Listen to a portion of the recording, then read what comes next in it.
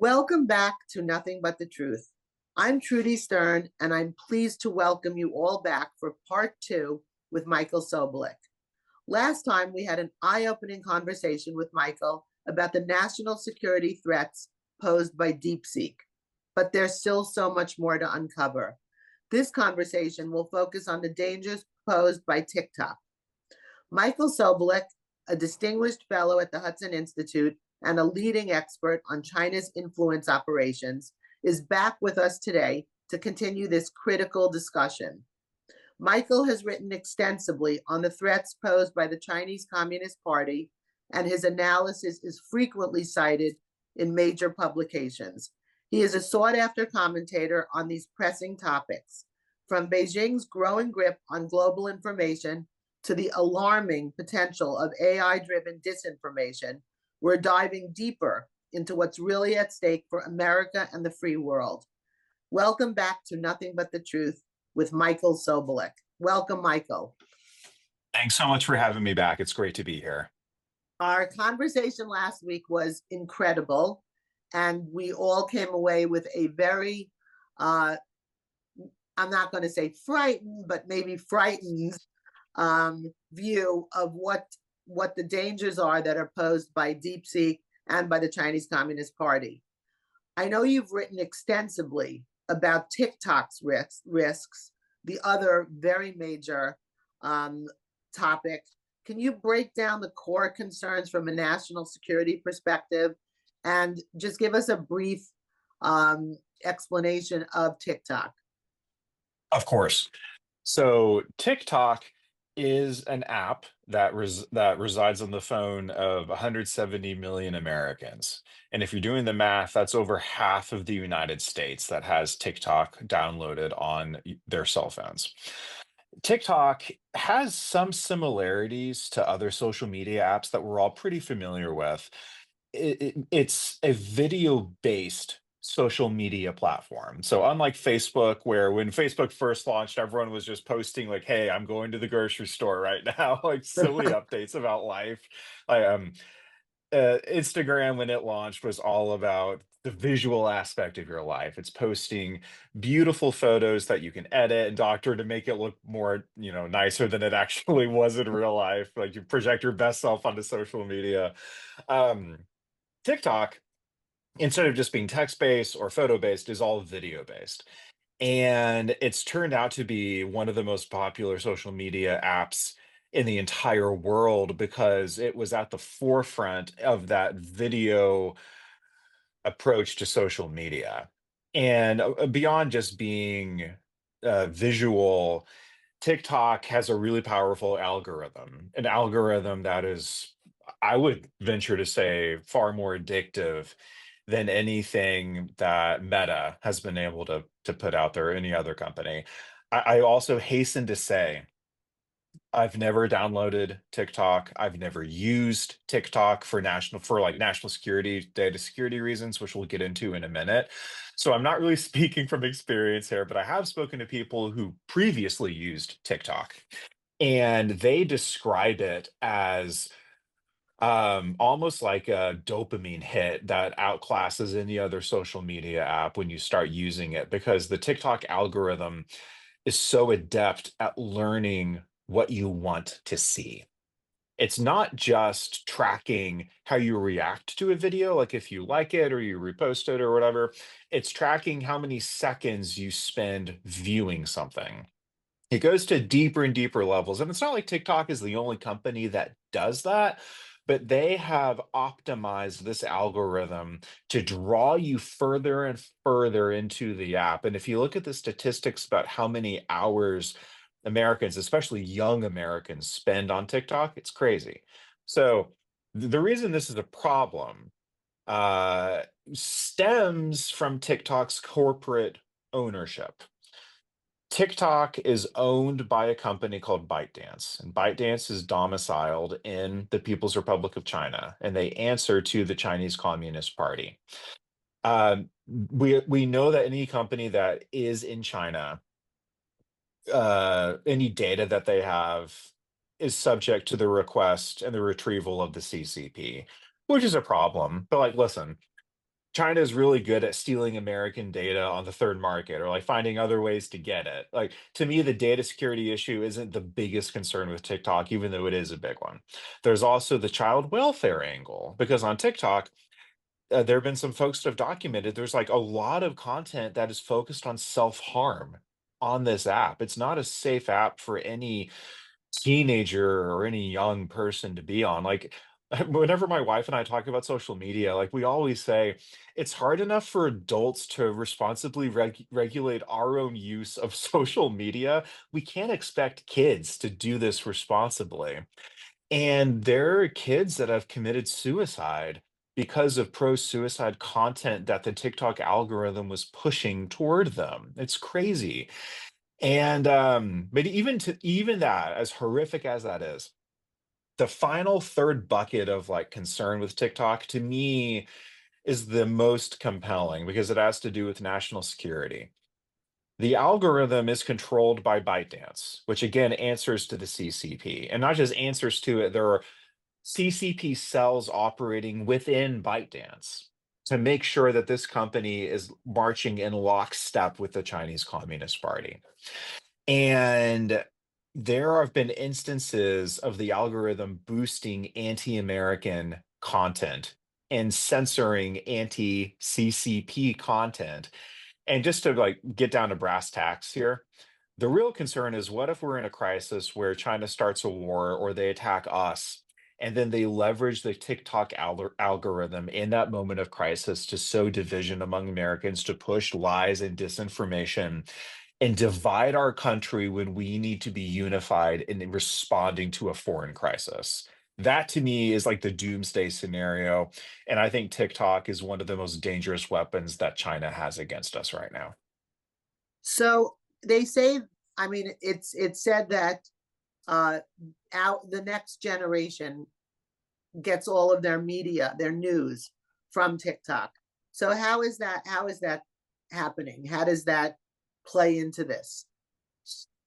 So I think this is something that the mainstream media outlets and even just politicians in general, they've been kind of slow to wrap their minds around this new reality. Like the media ecosystem today in 2025 looks nothing like it did even 5 years ago, let alone 50 years ago.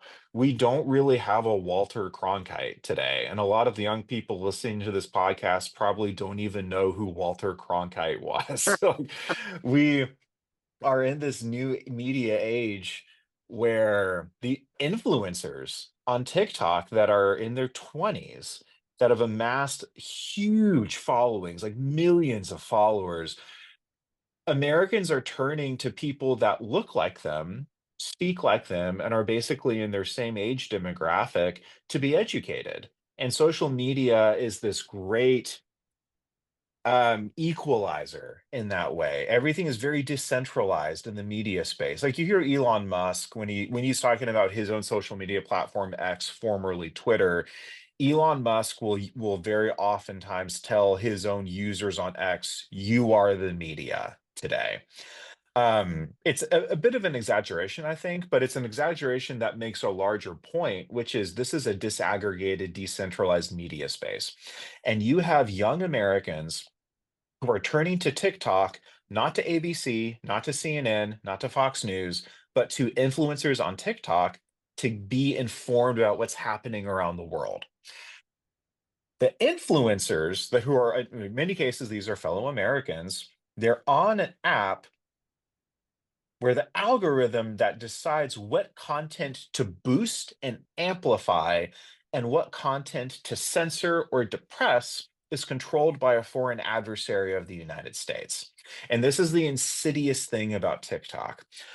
You may have it up on your phone and you'll be watching a video of someone who's an American citizen who looks very much like you, who speaks like you, who like their cadence and just their perspective resonates with you, but the real question is, why did that video pop up on your phone? Why was it this video and not a different one? Or even more broadly, why is this message, this content appearing on your phone right now. It takes me back to something that happened, I want to say, near the end of 2023. I hope my timeline is right here. All of a sudden, there was this viral spread on TikTok of videos of young Americans saying, I read Osama bin Laden's letter to America, and he actually has a point. Like, that's insane. It's absolutely crazy.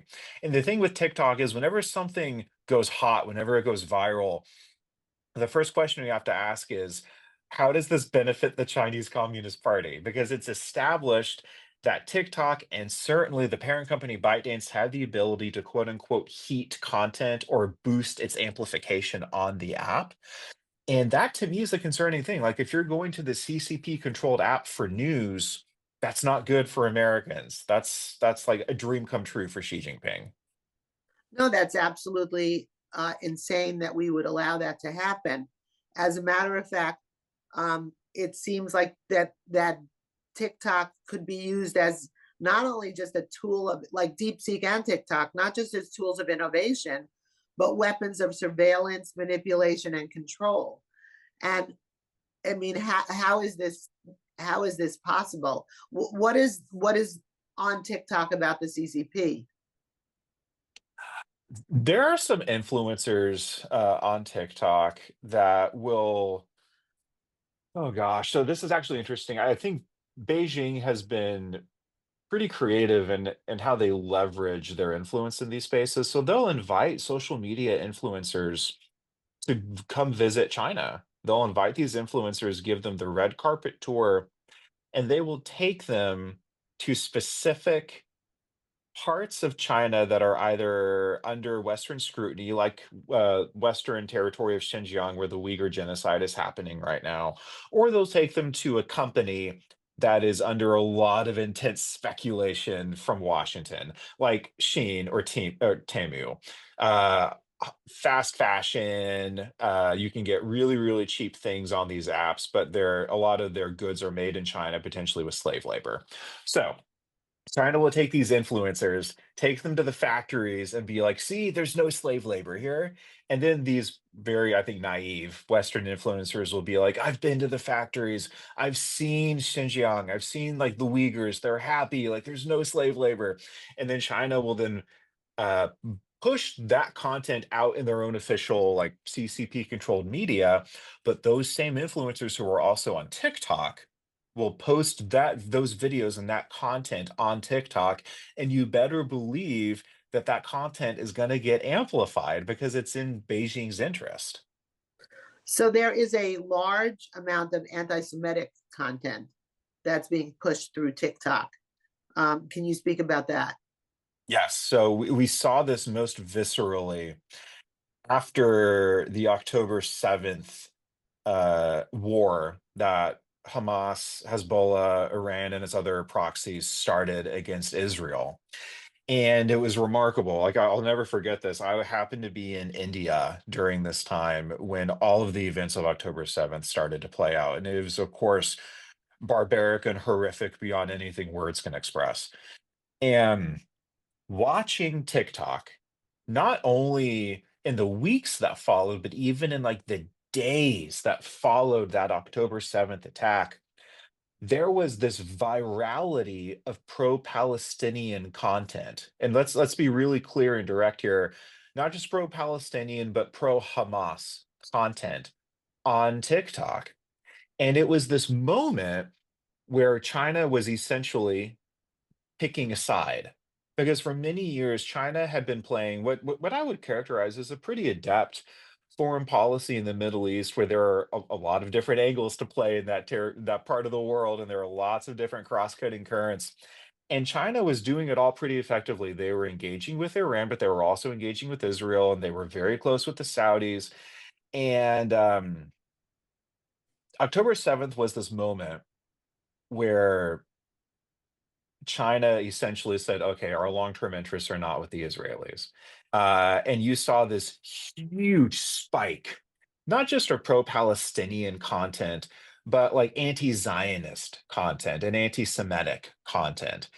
And it's no accident, I think, that many young Americans in the United States have a view of the Israeli-Palestinian issue that is disproportionately in favor of the Palestinians. And if you saw what happened across college campuses in the United States in the wake of October 7th, with all of these protests that erupted across the country, um, many of which, like, it's too generous to characterize them as pro-Palestinian. These were like whitewashing sessions for Hamas.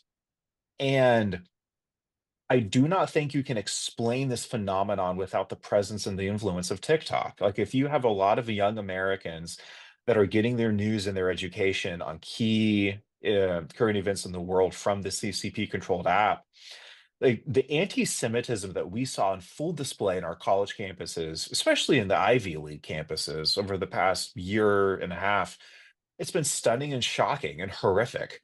And TikTok is a huge part of that story. That is really very concerning. It's concerning to know that they have the Chinese government has the ability to to really direct the narrative in a way that they would like it to go, and control it. And that is very dangerous. And it seems like not very much. Well, we know that there was legislation last year.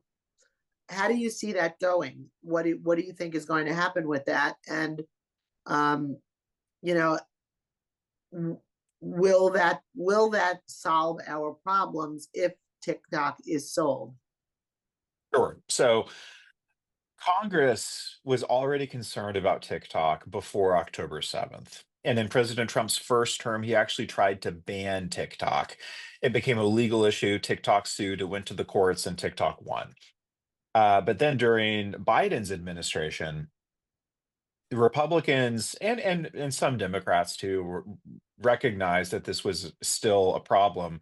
But the events of October 7th galvanized everyone on both sides of the aisle on the Hill, because it was watching in real time how Beijing's control of this app was influencing not just the opinions of Americans, but the behavior of Americans. And this was this moment where so many Republicans and Democrats came together and they said, we cannot allow this to continue. And the legislation that came out of the House in March of 2024 was really simple. It was only like 12 or 14 pages long. And all it said was, if TikTok wants to continue operating in the United States, it cannot be controlled by a foreign adversary. There needs to be a clean break, a clean divestment of TikTok from ByteDance. If an American company buys TikTok, great. If a British company buys TikTok, super. If a Canadian company buys it, knock yourself out. As long as it's not a foreign adversary, it can continue to operate. So that law passed the House and the Senate. President Biden signed it into law. TikTok sued again, but this law was so precisely written that the DC Circuit Court upheld it unanimously, and the Supreme Court upheld it unanimously. So this bill is the law of the land. It came into effect the day before Donald Trump's inauguration in January. And there's a reason that if you go to the Apple App Store or the Google Play Store, if you search for TikTok, you're not going to find it there. It's because the burden of enforcement in this law falls to Apple and Google, the companies that run the app stores in this nation. So they took TikTok off of the app stores. But interestingly, you can access TikTok if you use your web browser. Oracle is currently breaking this TikTok law. And they're breaking it because Trump wants time to negotiate a deal. And for political reasons, he put out an executive order his first day in office saying to Oracle, TikTok, and to Oracle, Apple, and Google, I'm not going to punish you guys if you break the law and allow TikTok to continue operating. Apple and Google said, no, thanks. We don't want to risk it. But Oracle is technically breaking the law right now. If you open up your browser and do like TikTok.com or whatever the URL is, you can find it. So there's a lot of moving parts right now. Trump's trying to negotiate a deal. This could go in one of a million different directions. We just don't know yet. For those of you who are joining late, we are here with national security expert Michael Sobolik discussing the issues regarding TikTok. So, if you already have TikTok on your phone, which is 170 million people in the country, you can continue using it. There's nothing changes. Is that correct? Nothing changes in the sense of you can continue to use it today, but here's what will change over time. And this is why I find this particular law to be so craftily written, and it's very creative. If you cannot, Apple and Google, not only are they not allowed to keep TikTok on their app stores for new users to download, they also are prohibited from posting updates to the TikTok app, which means if you have an app running on your phone, eventually there are going to be bugs in the software that need to get fixed and resolved, and lines of code are going to need to get rewritten. But TikTok cannot do that in the United States. You cannot download any apps to fix any updates to fix any problems with the TikTok app. So eventually, the app is still going to be on your phone, but it's inevitably going to start having some problems. Bugs are inevitably going to start occurring, and it's eventually going to degrade over time. It's almost like a tree that you stop watering. You know, the tree is still alive today, but if you, or maybe like a house plant, if you let a house plant go for 2 weeks with zero water, it's not going to look the same as it did 2 weeks ago. Exactly the same thing with TikTok. So, in addition to the danger of having a foreign enemy control our narrative and our news in this country, there is one other thing. Well, probably lots of other things, but the one thing that I've heard a lot is that that the CCP will be collecting a lot of information and data about each of the individuals who are using TikTok, so that becomes a big danger as well. Can you speak about that? Yes. So during the Supreme Court oral arguments, Justice Kavanaugh asked about this exact concern. He was questioning TikTok's attorney. And Justice Kavanaugh said, listen, the Americans that are on TikTok, the CCP is not just getting information about their email address. They're not just getting information about, any sort of like shopping habits they have that they do on the app. The CCP is collecting information about what kind of videos they're watching. And they're basically assembling millions and millions of blackmail profiles for Americans. Now, here's the problem. A lot of these Americans that are 20 something year olds today, in a decade, maybe they're going to be enlisted in the armed forces. Maybe they're going to be a staffer in Congress. In 20 years, maybe they're going to be running for Congress. Maybe they're going to be elected officials. Maybe they're going to be senior generals or admirals in the military. Maybe they're going to be senior executives in our private sector. Maybe they're going to be political donors. Like these young Americans are the next generation. And we are allowing the Chinese Communist Party not only to control what type of content these young Americans are watching, the CCP can record a profile of anything that is privately embarrassing. That would be real, any like sort of private content that anyone views on TikTok that would be really embarrassing if the whole world knew about it. The CCP is creating a dossier for these young Americans. And Justice Kavanaugh basically said, like, listen, China, like the CCP is an adversary. We are allowing our young Americans to be completely exposed, and they may not even know the ramifications of this until 10, 20, or 30 years in their lives. So, like, that is an unacceptable threat. And I think Congress was right to address it. So, okay, we see now that TikTok is a national security uh, danger, because the CCP now can control the narrative, and maybe well, on that particular point, do you think they can sway an election? Do you think that that TikTok has that ability to change an election? I think TikTok has the ability to influence an election. I don't know if I would go so far as to say it has the ability to sway an election. I think I would frame it differently. TikTok is the I would say TikTok is the CCP's greatest weapon at dividing Americans. Because, like, a few minutes ago, you and I were talking about how China will bring Western influencers over to China, give them the very biased tour, and then they will boost that experience on their social media. Like, that's helpful to the CCP. But what's even more insidious is pushing content on TikTok that divides Americans. Like, for instance, if you think back to when in the early days of the Biden administration, when then Secretary of State Antony Blinken and then National Security Advisor Jake Sullivan flew to Alaska. They sat down with senior CCP diplomatic officials to have their first face-to-face meeting. Yang Jiechi, who was then the chief diplomat in the People's Republic of China, went on this 17-minute diatribe against the United States. And what did he talk about? He talked about Black Lives Matter. He talked about how Americans treat our Native American populations.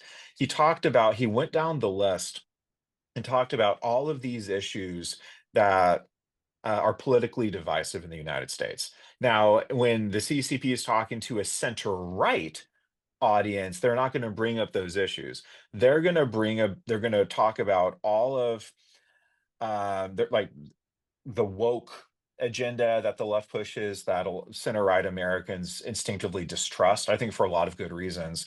But the CCP is very good at knowing what type of Americans they're speaking with. They're very good at knowing what type of sub audiences in America they're trying to reach. And their goal is to turn Americans against each other, to turn us against each other. And that is the really insidious part of TikTok. It stokes not only distrust of Americans of each other, but it stokes distrust of our own institutions. And I think, like, when you talk to a lot of young Americans today, they're so cynical, and which is kind of sad because usually when you think of like young 20-something-year-olds, they're supposed to be the most idealistic of their entire lives. I remember when I was a 20-something-year-old and I came to DC, it's almost embarrassing to think about how idealistic I was, but that's what you're supposed to be in your 20s. But a lot of young Americans today that I interact with just have this insane level of skepticism and cynicism. And that's not completely because of TikTok, but I think it's part of it. And we need to be aware that the CCP is attacking our own trust in our own institutions, not only because it's good for them strategically, but because they're an insecure regime. Like, the CCP is illegitimate. It's a tyranny. It's an authoritarian entity. And they have to attack our constitutional system of government and our constitution and everything about it because they want us focused inward and not focusing on them. That is the crucial issue at play here with TikTok. So you've now laid out a lot of danger about TikTok and DeepSeek last week. And I think it's fair to say that the Chinese government, the CCP, is intentional. This is an intentional part of a strategy, a larger Chinese strategy to shape global narratives and undermine Western democracies. Um, how can we prevent that from happening? Once, like they say, once the cow is out of the barn, it's hard to get them back in. So TikTok is already being used by 170 million users here in the United States. It's very influential. What can we do? What do you see as the fix to this? If you have TikTok on your phone, delete it. Number one, and then maybe buy a new phone. No, get it off your phone and get a new device that's sanitized. Number two, I would say, and this is kind of at the risk of making a point that's maybe too meta or just really big picture. I think Americans need to find a way to get back to this place where we can learn to disagree with each other without seeing each other as an enemy. And I find that the more rounded and diversified your life is and the less online you are, it's easier to cultivate that healthy psychosis where you see other Americans who disagree with you as still Americans. And I think within families, this is increasingly important. I think within communities, it's important too. And I think beyond that, Americans need to start thinking about the world in a different way. I was born in 1988. I came of age in the 1990s and the early 2000s. 9/11 was a really traumatic event, but own life as an American didn't change that much with the exception of TSA, security checkpoint protocols at airports. And we have really been blessed to live in this the 90s were a really luxurious decade for Americans. 9/11 was traumatic and the war on terror left an indelible mark. But we are on the precipice of a world that is increasingly growing dangerous and destabilizing. And this is like whenever I get to travel to college campuses and talk to college students in America, this is what I always tell them: the world is on the brink of getting very, very dangerous. The world order that the United States has upheld for years is beginning to disintegrate. You see early indicators of this in Eastern Europe with the war in Ukraine. You absolutely see this in the Middle East between Israel and Iran and all of its proxies. You see this in East Asia, not only with Taiwan, but in the South China Sea. You see this in the Korean Peninsula, and you see this in the Sino Indian border. The world could go in so many different directions. Like there are a lot of different reasons we could find ourselves again in another world war. Is get basically what I'm trying to get at here. And Secretary Rubio said as much in his own Senate confirmation that there's a great chance we could be at war with China in the next few years. So we need to start, number one, reorienting our understanding of our environment. This is a dangerous world. And the best thing we can do is take steps now to deter a larger war from actually breaking out. To do that, America has to be strong. We need to be united at home. We need to be bold in how we face these foreign adversaries. And the final note I'll say, it is an unending source of frustration to me working in Washington every single day, how compliant we have been for so long with Beijing. I think oftentimes administrations have deluded themselves into thinking that if we play nice with the Chinese Communist Party, they'll go easy on us. This is a Marxist Leninist regime. The more accommodating you are of Marxist Leninist regimes, the more aggressive and belligerent they become because they're on a revolution and we stand in their way. So we need to be strong and resolute, and we need to recognize that this is a new Cold War, and we have to win it. Do you feel that that ByteDance being forced to sell TikTok would be really a crucial step here and really very important? It is not only a crucial step, it is the first test of Donald Trump's second administration with China. This is probably going to be his first test out of the gate. I know there's been a lot of chatter about when Donald Trump and Xi Jinping are going to sit down and have their first meeting. Nobody knows. He's already introduced new tariffs on Beijing for what they're doing to the United States with fentanyl. So there are a lot of moving parts here. But TikTok, I think, is going to be not only Trump's first test with the CCP in his second term, it's going to be a big indicator as to how this second administration is going to approach the challenge with the Chinese Communist Party. And we've got to get it right. Wow. Okay. So you have actually laid out a very dim picture of TikTok and of the current state of affairs and with China and have actually I probably put a lot of fear into every one of us listening, but I think critically important. to know what's happening. And I cannot thank you enough, Michael, for joining us today and sharing your expertise. Sadly, we are at the end of our time together now. Your insights on TikTok, DeepSeek, and the broader geopolitical challenges we face are truly invaluable. We appreciate your time and we look forward to having you back as these issues continue to unfold. Make sure to tune in every Thursday night at 9:30 for another episode of Nothing But the Truth. And if you've missed any part of tonight's show or want to catch up on past episodes, you can find them wherever you get your podcasts. I'm Trudy Stern. Truth matters. Freedom depends on it. Until next time, stay informed, stay vigilant, and keep seeking nothing but the truth.